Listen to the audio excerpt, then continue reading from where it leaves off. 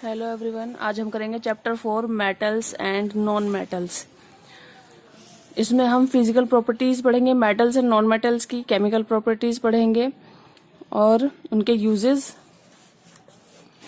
Different elements have different properties. These properties can make these elements suitable for various purpose.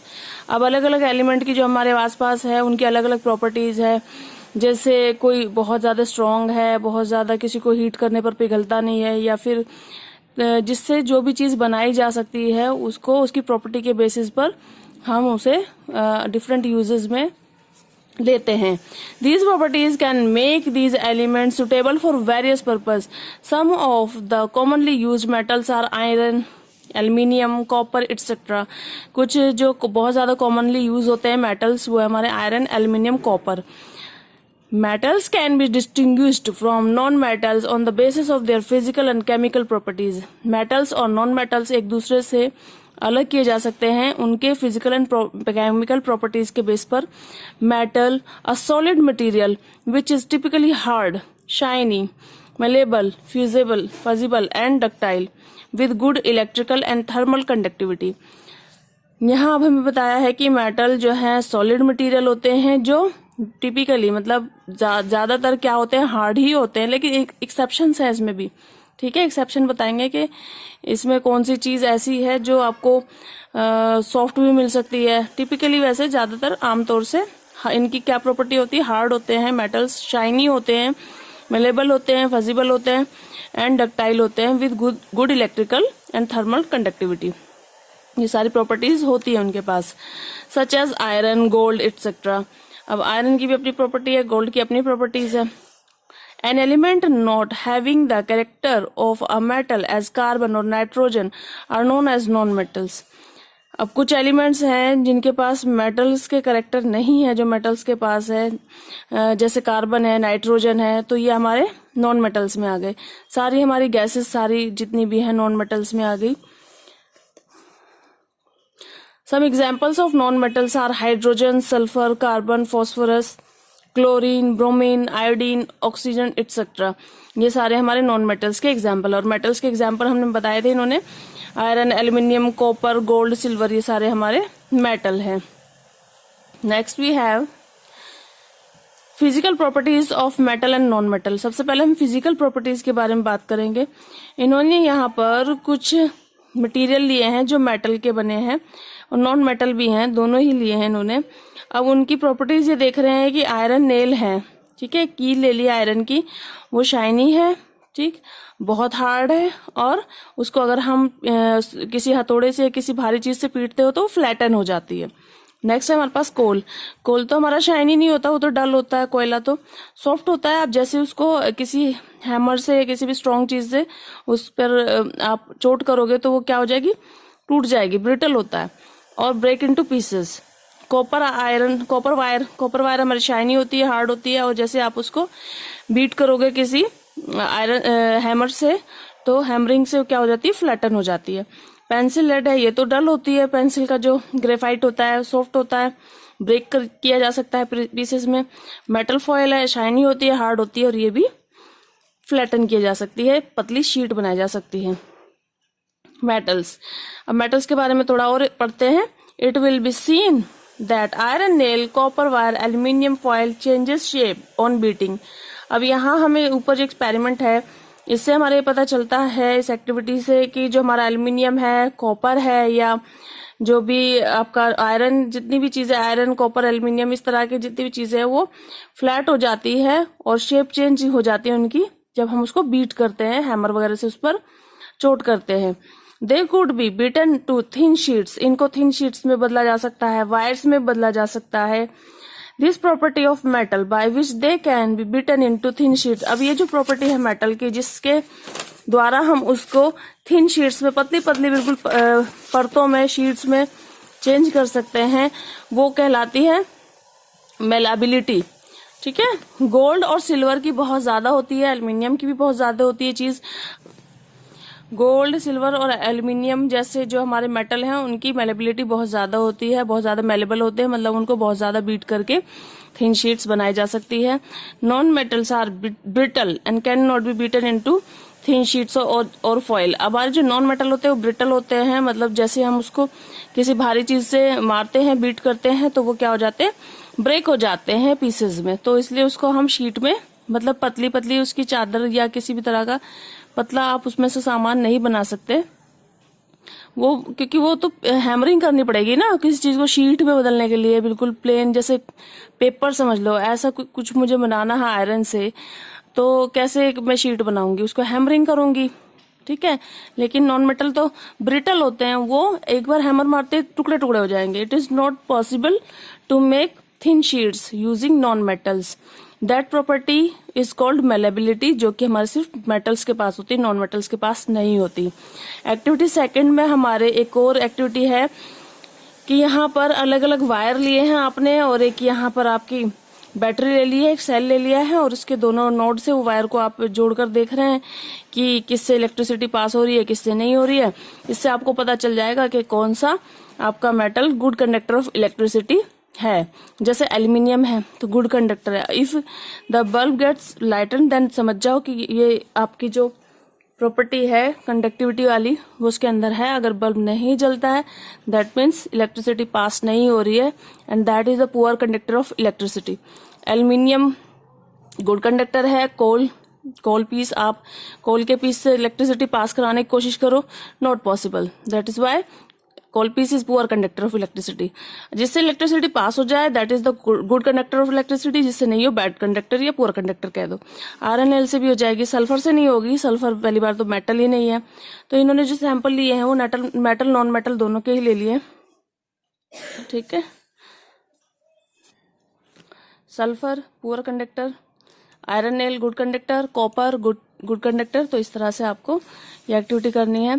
You will notice that the metal are good conductors while sulphur and coal are bad conductor of electricity. अब यहाँ से आपको पता चलेगा activity से कि which of them are good conductors और bad conductors. Metals are thus use for making electric cables and wires. इसीलिए मेटल्स का यूज कहाँ होता है, इलेक्ट्रिक वायर्स वगैरह में होता है। मेलेबल है इसलिए उनका यूज थिन शीट्स बनाने में होता है, पतली शीट्स बनाने में होता है। गुड कंडक्टर ऑफ इलेक्ट्रिसिटी है इसलिए उनका यूज कहाँ होता है, केबल वायर बनाने में होता है। अब अगर हम बात करें ग्रेफाइट की, graphite which is a non metal is an exception to the rule that non metals are poor conductor of electricity. Graphite हमारा नॉन मेटल है, लेकिन ये एक एक्सेप्शन है कि जो हमारे जो नॉन मेटल होते हैं वो पुअर कंडक्टर होते हैं, क्योंकि ग्रेफाइट गुड कंडक्टर है इलेक्ट्रिसिटी का। लेकिन ये आता किस में है, नॉन मेटल में। अब ये प्रॉपर्टी आपकी यहाँ पर सिर्फ मेटल पर ही अप्लाई नहीं होती, गुड कंडक्टर वाली। ग्रेफाइट भी हमारा गुड कंडक्टर ऑफ इलेक्ट्रिसिटी में आ जाता है, लेकिन वो क्या है हमारा, नॉन मेटल।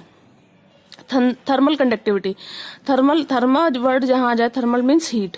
तो हीट की जो कंडक्टिविटी मतलब हीट पास करना, वो भी मेटल्स के अंदर एक क्वालिटी होती है। Metals are good conductor of heat and are therefore use for making cooking utensils. Cooking के जितने बर्तन होते हैं वो बनाने के काम में भी थर्मल कंडक्टिविटी की वजह से यूज होते हैं, क्योंकि ये हीट को पास कर देते हैं या हीट को अपने अंदर एब्जॉर्ब कर लेते हैं, इसलिए इसके बर्तन बनाए जाते हैं।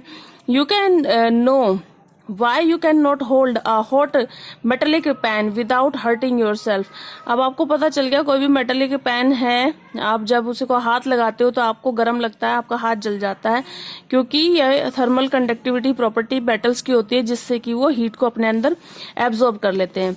Thus cooking pans are provided with wooden और प्लास्टिक मेटल्स। तो आपको इसीलिए जो हैंडल्स होते हैं बर्तन के वो प्लास्टिक के हैंडल होते हैं या वुडन लकड़ी के होते हैं। और आपने पीछे प्लास्टिक में भी पढ़ा होगा, टाइप ऑफ प्लास्टिक, वहां पर भी पढ़ा होगा आपका बैकलाइट करके कुछ, तो थर्मोसेट प्लास्टिक वाले में, थर्मोसेट में वो उस टाइप के जो हैंडल होते हैं वो लगते हैं। Silver is the best conductor of heat. Silver best conductor है हीट का, लेकिन ये महंगा बहुत है, दैट इज वाई हम कॉपर को यूज कर लेते हैं in place of silver. Physical state, अब इनकी देखने में इनकी अपीयरेंस कैसी है।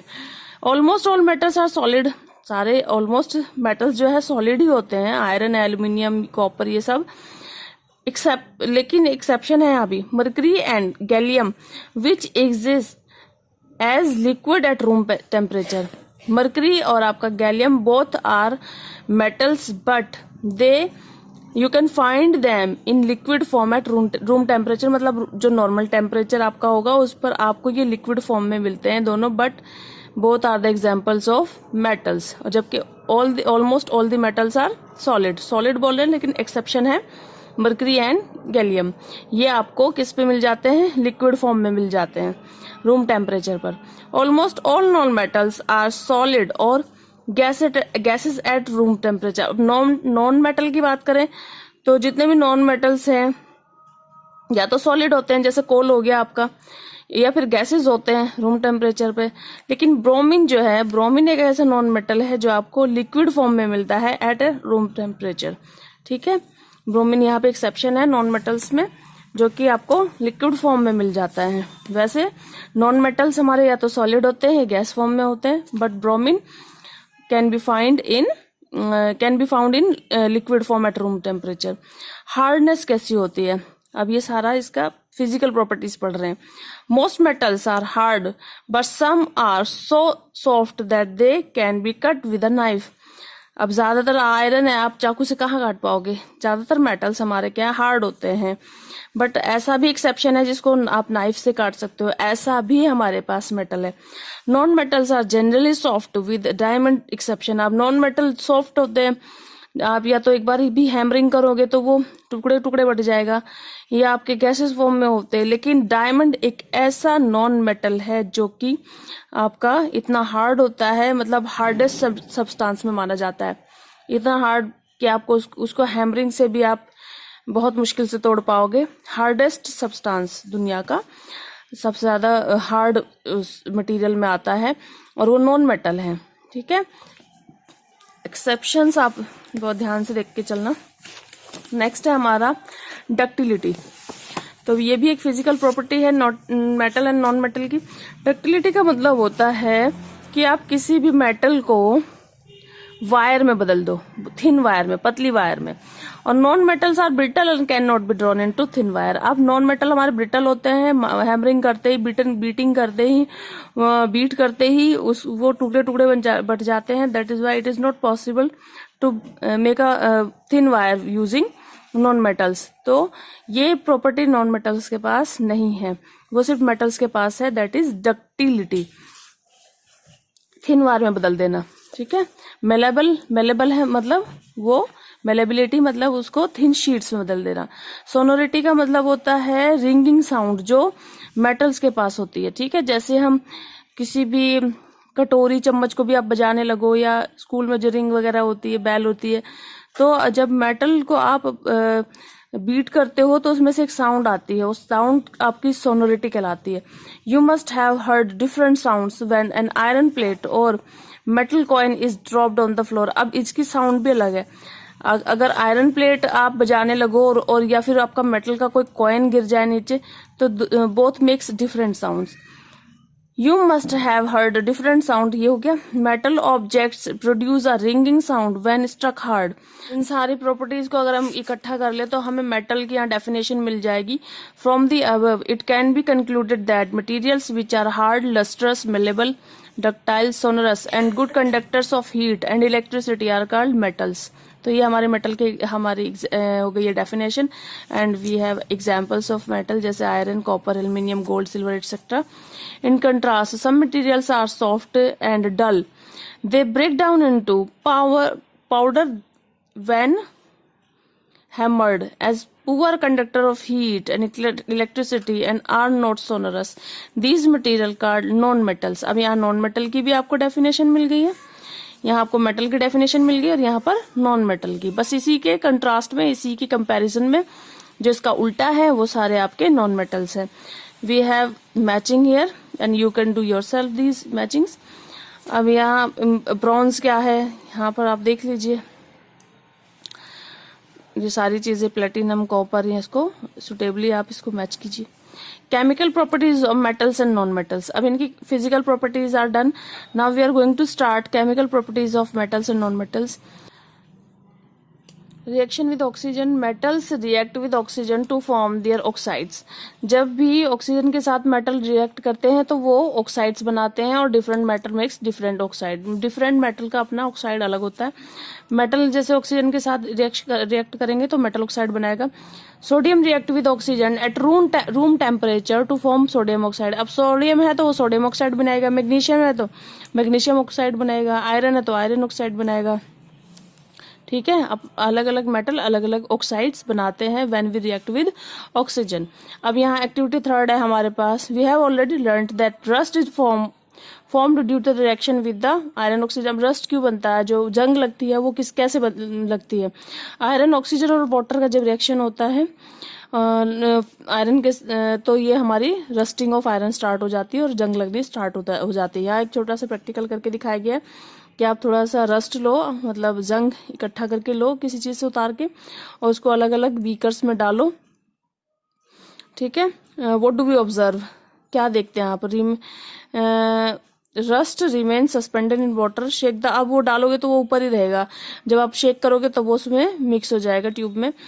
Test whether the solution acidic और बेसिक। अब ये जो सॉल्यूशन बना है इसमें रस्ट को डालने से वो एसिड है या आपका बेसिक है, आपको ये टेस्ट करना है using red and blue litmus paper.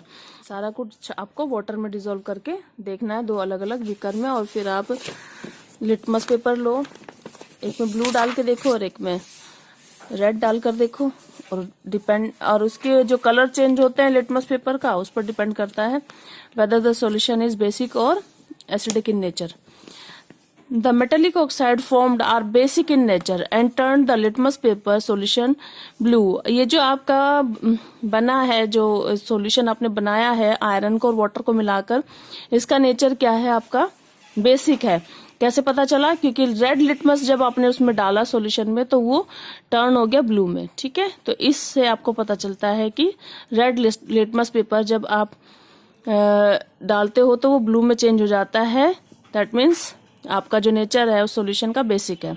Have you seen a greenish deposit on the surface of copper vessels when deposed to expose to air for a long. अब कॉपर के बर्तन वगैरह अगर आप बहुत टाइम तक बाहर छोड़ते हो तो उस पर ग्रीनिश कुछ लेयर बन जाती है, वो भी रिएक्शन ही है। किस किस का रिएक्शन है? ये रिएक्शन है copper. This occurs due to the formation of mixture of copper hydroxide and copper carbonate which is green in colour. अब जैसे कॉपर है उसका जब आप मॉइस्चर होगी, मॉइस्चर में क्या क्या होगा? थोड़ा बहुत पानी होगा, H2O होगा, थोड़ा उसमें कार्बन डाइऑक्साइड भी होगा, CO2 होगा, ऑक्सीजन होगा, ये सारा कुछ होगा आपका एयर में। तो उसके साथ जब आपका कॉपर, Cu मतलब कॉपर, जब कॉपर का इसके साथ एयर के साथ मॉइस्चर के साथ रिएक्शन होगा तो आपको क्या मिल जाएगा? कॉपर हाइड्रोक्साइड मिल जाएगा और कॉपर कार्बोनेट मिल जाएगा। ये कॉपर कार्बोनेट, कॉपर हाइड्रोक्साइड, जो कि आपको ये केमिकल किस तरह का दिखेगा? ग्रीनिश कलर का दिखेगा।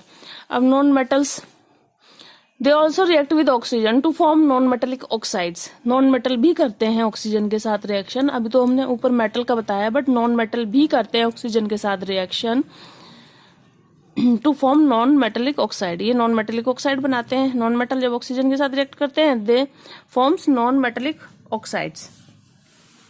एक और एक्टिविटी यहाँ पर दी है, पूरा इसको पढ़ लेना। और इसका आगे जैसे सल्फर है, सल्फर आपका एक नॉन मेटल है, गैस है, और सल्फर का ऑक्सीजन के साथ रिएक्शन होगा तो सल्फर डाइऑक्साइड बन जाएगा। ठीक है, नेक्स्ट यहाँ पर भी आप देखो, sulphur dioxide dissolve in water, sulphurous acid is formed which turn blue litmus to red. अब एसिड जो होते हैं वो ब्लू लिटमस पेपर को रेड में चेंज कर देते हैं। ये जो लिटमस पेपर, बार बार आपके सामने लिटमस आ रहा वर्ड, ये एक पेपर होता है, ये आपके लिटमस पेपर है, और ये 2 कलर में आते हैं, ब्लू और रेड। इनकी खासियत यही होती है कि जब कोई एसिड हमारा होता है, कोई चीज एसिडिक होती है, तो आप ब्लू लिटमस पेपर डालो वो रेड में चेंज हो जाता है। जब कोई चीज हमारी बेसिक होती है तो आप रेड लिटमस डालो वो ब्लू हो जाता है। तो यहाँ पर आप जब सल्फर डाइऑक्साइड वाटर के साथ रिएक्शन करती है तो हमें देती है सल्फ्यूरस एसिड, ठीक है। Generally oxides of non metals are acidic in nature. अब ज्यादातर जो ऑक्साइड्स बनते हैं नॉन मेटल्स के, वो उनका नेचर एसिडिक होता है। रिएक्शन विद वाटर, वाटर के साथ भी रिएक्शन बताया गया है। मेटल्स का वाटर के साथ होगा तो मेटल हाइड्रोक्साइड बनेगा, वहां पर एयर ऑक्सीजन के साथ हो रहा था तो मेटल ऑक्साइड्स बन रहे थे। वहां पानी, पानी जहाँ हाइड्रा वर्ड आए तो आप समझ जाओ पानी, यहाँ पर मेटल हाइड्रोक्साइड बन रहा है और हाइड्रोजन गैस भी निकल रही है। और यहाँ पर मेटल प्लस वाटर या तो metal hydroxide plus hydrogen gas निकाल देगा या फिर metal oxide plus hydrogen gas, ये दोनों में से कोई भी एक। Sodium react most vigorously followed by magnesium, aluminium, zinc and iron. Sodium बहुत ज़्यादा रिएक्ट करता है, लेकिन उससे भी ज़्यादा सोडियम के साथ साथ मैग्नीशियम, एल्यूमिनियम, जिंक, आयरन, ये सारे बहुत ज़्यादा रिएक्टिव टाइप के आपके पास मेटल्स एंड नॉन मेटल्स है जो बहुत ज़्यादा रिएक्ट करते हैं आसपास की चीज़ों के साथ। Sodium is very reactive metal. Sodium बहुत ज़्यादा रिएक्टिव है, मतलब मोस्ट वेगोरसली, मतलब बहुत ज़्यादा रिएक्टिव है। और it react with the moisture. ये मॉइस्चर जो होती है, मॉइस्चर में क्या होगा, वाटर होगी, ऑक्सीजन होगी, अदर गैसेस भी होगी। हमारे आसपास जो ह्यूमिडिटी है, मॉइस्चर है, उसमें सारी गैसेस होंगी, ये उनके साथ रिएक्ट कर लेता है बहुत जल्दी। So sodium metal is kept exposed to air. It will react with various components of air and get spoiled. अब इसको अगर छोड़ देंगे ना खुले में तो बहुत सारे जो हमारे मॉइस्चर में, हमारे एयर में जो एलिमेंट्स हैं उनके साथ रिएक्ट कर करके ये बेकार हो जाएगा, स्पॉइल हो जाएगा। In order to prevent its reaction with the moisture and the other gases of air. So अब इसको सब चीज़ों के लिए अदर जो गैसेज हमारे एयर में है, मॉइस्चर है, इन सब के साथ रिएक्ट ना करे, ताकि ये इसको खुला छोड़ते ही नहीं है, इसको हम प्रिजर्व करते हैं या स्टोर करते हैं केरोसिन के अंदर।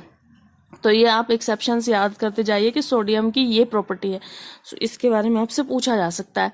Generally non metals do not react with water. ज्यादातर जो नॉन मेटल है वो वाटर के साथ रिएक्ट नहीं करते, लेकिन दो they may be reactive in air, लेकिन एयर के साथ रिएक्ट करते हैं।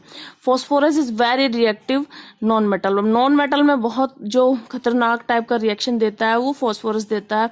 It easily catches fire when expose to air. ये तो आग लग जाती है इसमें अगर आप इसको एयर में छोड़ दो तो ऐसे खुला। Hence it is stored in water to prevent its contact with the atmospheric oxygen. इसको हम किस में स्टोर करते हैं, वाटर में। सोडियम को हम किस में स्टोर करते हैं, केरोसिन में। इसको वाटर में स्टोर करते हैं ताकि आसपास की ऑक्सीजन वगैरह से ये रिएक्ट ना करे। रिएक्शन विद एसिड्स, अब हमने दो केमिकल प्रॉपर्टी पढ़ ली है, reaction with oxygen, reaction with water. Now we are going to study reaction with acids. Metals react with an acid to form a salt and hydrogen gas is produce. जब metal जो है acid के साथ react करते हैं तो salt और hydrogen gas produce होती है। When a burning matchstick is brought near the mouth of test tube containing metal, a pop sound is produced. अब ये चीज आप एक प्रैक्टिकल के थ्रू आपको दिखा रहे हैं कि जब आप एक मैच स्टिक जो है, जो एसिड होगा, एसिडिक होगा, जो उसको जब एक मेटल के आप ऊपर लाते हो, जिसका माउथ जो है टेस्ट ट्यूब के माउथ के ऊपर मैच स्टिक बर्न होती हुई लाते हो, तो वो पॉप साउंड के साथ बुझ जाती है। That means hydrogen gas produce हुई है वहां पर। Non metal do not produce hydrogen gas. Non metal hydrogen gas produce नहीं करते। Copper does not react with hydrochloric acid even on heating but reacts with sulphuric acid. Copper आपका एक ऐसा metal है जो हाइड्रोक्लोरिक एसिड के साथ react नहीं करता, लेकिन सल्फ्यूरिक एसिड के साथ रिएक्ट करता है। यहाँ पर अब एक और एक्टिविटी दी है, take different samples like magnesium ribbon, aluminium foil, iron filing, charcoal powder, sulphur powder, ये सारे आप ले लो इसमें, और एक्सपेरिमेंट में अलग अलग टेस्ट ट्यूब पर उनकी लेबलिंग कर दो 1 2 3 4 5। Add 5 ml dilute hydrochloric acid to each test tube with the help of a dropper. अब ड्रॉपर की हेल्प से 5 ml डाइल्यूट हाइड्रोक्लोरिक एसिड इनमें ऐड कर दो। ऑब्जर्व केयरफुली, अच्छे से इसको ऑब्जर्व करो। You may warm the test tube gently in case there is no reaction. अगर के रिएक्शन नहीं दिखता है कोई तो आप उसको हल्के हल्का सा गर्म भी कर सकते हो रूम टेम्परेचर पर। Bring a burning matchstick near the mouth of the test tube. अब कोई जली हुई मैस्टिक को हर टेस्ट ट्यूब के माउथ के ऊपर ले जाओ और आप देखो कि कहाँ पर आपको पॉप साउंड सुन रहा है। Repeat activity using dilute sulphuric acid in place of, पहले आप डाइल्यूट सल्फ्यूरिक एसिड यूज कर लें और फिर हाइड्रोक्लोरिक एसिड यूज कर लें। मतलब पहले एक के लिए ये एक्सपेरिमेंट आप देख लें, फिर दूसरे के लिए कर लें और देखो कि क्या रिएक्शन होता है, और ये सारे रिएक्शन को आप टेबल में फिल करते जाओ अपने ऑब्जर्वेशंस को। अब आप देखो reaction with basis. Metals do not react with basis. Metals पहली बात तो रिएक्ट ही नहीं करते हैं बेसिस के साथ, और इसके लिए आप एक्सपेरिमेंट करके देख लो। Prepare a fresh solution of sodium hydroxide का एक फ्रेश सॉल्यूशन तैयार करो टेस्ट ट्यूब में। और कैसे बनेगा, 3 से 4 pellet in a teaspoon of water, मतलब ये इसको तैयार कर लो आप एक सॉल्यूशन को। Use a plastic spatula in taking out sodium hydroxide pellet. एक प्लास्टिक का स्पैचुला यूज करो आप सोडियम हाइड्रोक्साइड पैलेट को बाहर लेने के लिए। Drop a small piece of aluminium foil. अब इसमें एल्यूमिनियम का आप मेटल डाल के देखो, एल्यूमिनियम मेटल का स्मॉल छोटा सा फॉइल।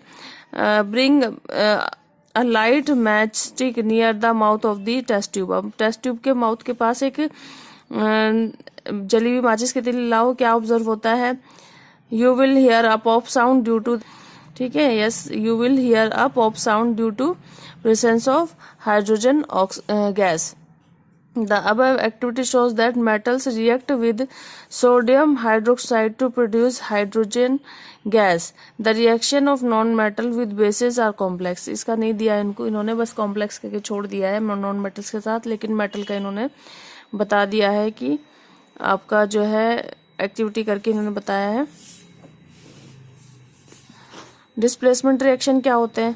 डिस्प्लेसमेंट रिएक्शन होते हैं जब एक मोर रिएक्टिव मेटल रिप्लेस कर देता है लेस रिएक्टिव मेटल को फ्रॉम इट्स कंपाउंड। जैसे यहाँ पर दिखा दिया आपको, ये आयरन है आपका, ठीक है, आयरन, और जब सल्फर कॉपर सल्फेट के साथ रिएक्शन होगा तो आयरन जो है कॉपर सल्फेट को अलग अलग कर देगा और सल्फेट को अपने साथ और कॉपर को अलग, तो ये आयरन सल्फेट प्लस कॉपर बन जाएगा।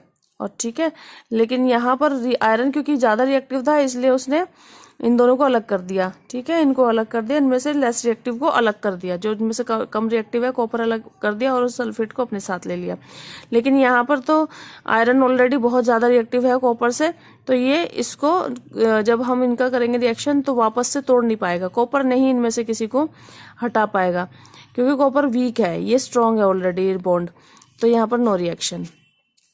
अब इसके हम यूजेस पढ़ लेते हैं मेटल्स का। आयरन का है जैसे ब्रिजेस बनाने में, लोकोमोटिव, शिप, नेल। अब इनकी प्रॉपर्टी के ऊपर डिपेंड करता है किसकी क्या खास है, तो खास बात है तो उसी हिसाब से उसका यूज किया जाता है डिफरेंट जगह पर। गोल्ड और सिल्वर है फॉर मेकिंग ज्वेलरी। कॉपर है इलेक्ट्रिक वायर बनाने के लिए, केबल, बर्तन, कॉइन, ये सब। एल्यूमिनियम का अलग, सबके यूजेस बताए गए हैं। अब नेक्स्ट आप देख लो, यहाँ पर फिल इन द ब्लैंक्स है। एक्सरसाइज शुरू हो गई है आपकी। ये आपके 2 मेटल मैंने बताए थे जो मेटल्स है लेकिन नाइफ से काटे जा सकते हैं, जो उनकी प्रॉपर्टी, फिजिकल प्रॉपर्टी पड़ी थी वहां पर हमें I think bromine and mercury थे, ठीक है, ब्रोमीन नहीं, गैलियम एंड मरकरी, ये 2 आपके ऐसे आपके मेटल्स हैं जिनको आप नाइफ से काट सकते हैं। Metals react with acid to produce, कौन सी गैस निकलती है जब एसिड के साथ रिएक्ट करते हैं मेटल्स? Hydrogen gas.